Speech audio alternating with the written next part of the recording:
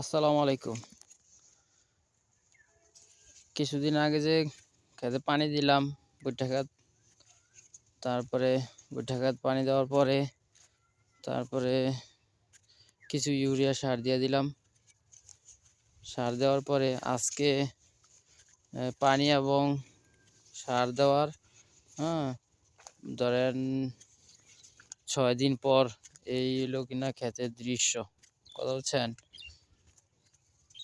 এই সার পানি দিয়া তারপরে সার দিলে ক্ষেত খুব দ্রুত 1 সপ্তাহের ভিতরে চেহারা চেঞ্জ হয়ে যায়। ঠিক আছে, তো যারা ভুট্টা করেন বা যারা ভুট্টার সাথে জড়িত তারা এই কাজটা অবশ্যই করবেন ইনশাল্লাহ।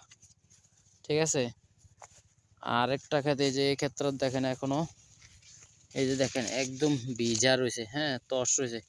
আর গাছগুলা দেখেন কত সুন্দর মোটা, একদম তস এখনো ভিজা। ওই যে পানি দিছি কদিন আগে ভিজা ভিজা রয়েছে।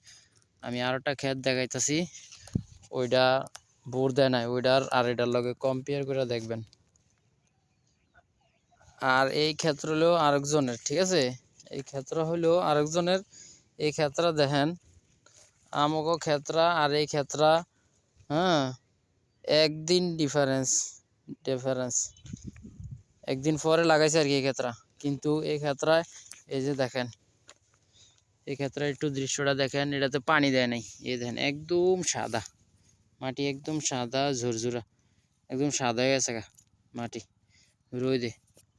এখন এই ক্ষেত্রা, হ্যাঁ এই ক্ষেত্রা আর আমি যেটা দেখাইলাম এই ক্ষেত্রা তফাতটা দেখেন। এই তফাতটা শুধুমাত্র এই ভুট্টা ক্ষেত্র বোর দেওয়ার কারণে।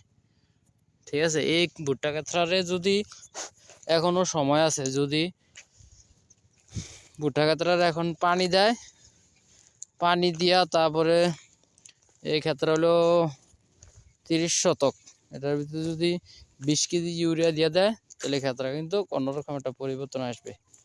অতএব আমি আপনাদেরকে দুটোটা জিনিসই দেখাইলাম। হ্যাঁ,